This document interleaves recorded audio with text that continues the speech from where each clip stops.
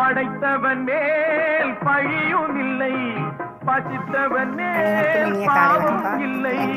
கிடைத்தவர்கள் பிரித்து கொண்டார், உழைத்தவர்கள் தெருவில் நின்றார்.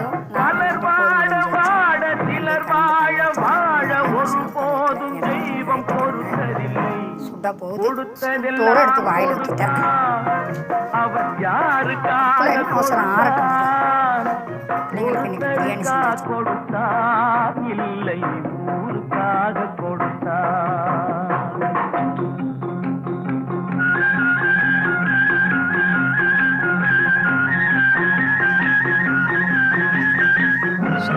அதனால காலால் எடுத்து கொஞ்சம் ஆறட்டுன்னா என்ன பண்ணுறது? ஆறட்டும். இல்லை என்போர் இருக்கையிலே இருப்பவர்கள்